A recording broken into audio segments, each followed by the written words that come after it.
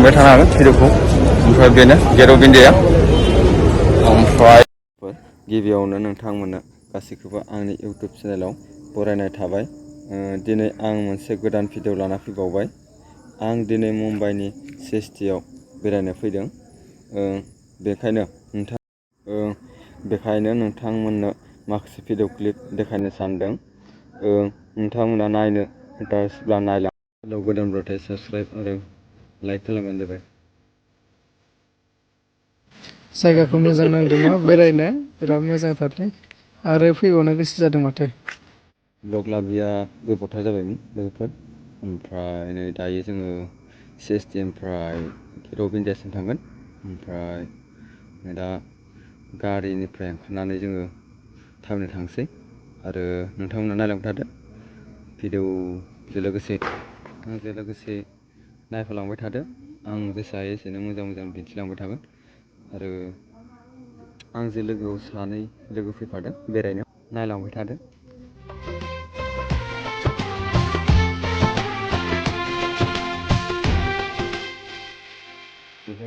जोबोद समायना आरो जोबोद थान्दा।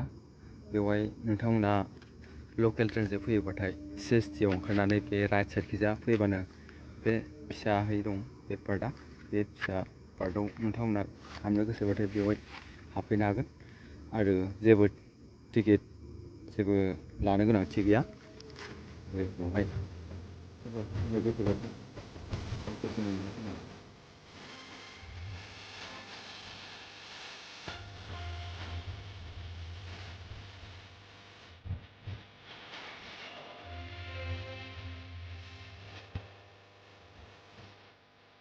सानडे दिनखालि बेवहाय गोबां मानसियानो अफिस एबा स्कुल बन्द थायो नालाय, बेवहाय गोबां मानसियानो जिरायनो फैयो आरो बेवहाय गोबां मानसियानो गोजान गोजान दाबनिफ्रायनो फैयो।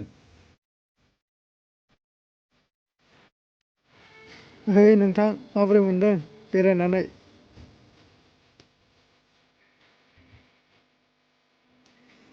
दायो जोङो बे पार्कआव दसे हाबनानै CSTआव थांगोन आरो CSTआव थांनानै आरो बे लोगो सानैखौ दिन्थिनो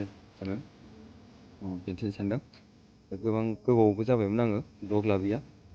फैनोसो नागिरदों आङो। बिदिनो मास मोनसे मोननैनि उनावसो लानाय जायो। आंबो बिदिनो खामानि थायो नालाय। दायो जों बे पार्कनिफ्राय ओंखारलांसै लोगोफोर। ओमफ्राय दा जों मोजां मोनबाय बे पार्कआव फैनानै। ओमफ्राय भिडिअआव इन्टारेस्टेडब्ला भिडिअखौ नायलांबाय थादो। लोगोसे ओमफ्राय लोगोसे नै लखनबो फैफादों आंजों। बैनो जाहाजा लोगोफोर। ओमफ्राय नै आदा फैफादों। आं फैनाया खनथाम जाबाय बेवहाय। ओमफ्राय नैबे ताज हटेल दं, नै ताज हटेला। बेनो ताज हटेला लोगोफोर। जोङो बे ताज हटेलनिफ्राय बै साइडखै हाबनोसै जोङो, गेट अफ इन्डियानि बे गेटखैजा। ओमफ्राय माबायदि जायो नायलांबाय थानोसै। खाथियावनो गोबां फारौ जमा थायो। बेवहाय गोबां आदार होग्राफ्रा आदार होनो हायो।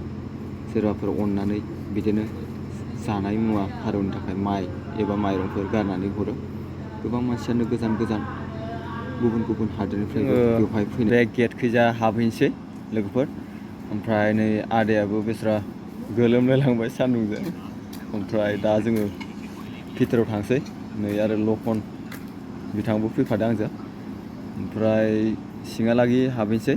दा दिनैथ' दिपावलीनिबो गोबां मानसि जायो होननानै खोनानो मोन्दों। ओमफ्राय दायो जोङो जाहाज गाथोन दं बे गेट अफ इन्डिया जिङावनो। ओमफ्राय बेवहायावनो जों हाबहैनोसै। लोगोफ्रा नायलांबाय थादों। ओमफ्राय सिगां आरो बे साइडजोंनो जाहाजनि गाथोन दङ। बे साइडजों गोबां मानसियानो लाइन जानानै दङ। बिदिनो गेट अफ इन्डियानिफ्राय जेनेबा एलिफेन्टा थांनाय गाथोन, बेवहाय गोबां मानसियानो हान्थियो। बेवहाय बे गेट अफ इन्डियानिफ्राय एलिफेन्टा थांनो थाखाय बेवहाय टिकेट दाननाय जायो गेटआव। ओमफ्राय गेटनिफ्राय टिकेट लानानै बे जाहाजाव थांनाय जायो गोबां मानसियानो। ओमफ्राय टिकेटनि बेसेना 260 रां लायो। लोगोफोर, नोंथांमोनहाबो बे जायगायाव फैनो गोसो दंब्ला नोंथांमोना फैनो हागोन बिदिनो मुम्बाइनि जेनेबा पानवेलनिफ्राय फैनो गोसोब्लाथाय CSTसिम फैनो हागोन नोंथांमोना लकेल ट्रेनजों।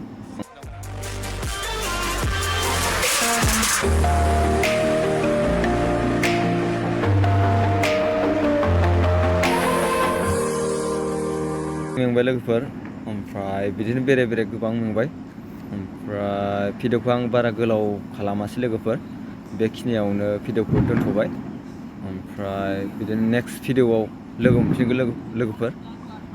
ओमफ्राय नोंथांमोना चेनेलाव गोदानबाथाय लाइक साबस्क्राइब आरो भिडिअआ माबायदि जाखो खोन्थाहरदो आरो भिडिअखौ जोबजासिम नायनायनि थाखाय नोंथांमोननिसिम गोजोननाय थाबाय लोगोफोर आरो नेक्स्ट भिडिअआव लोगो मोनगोन लोगोफोर।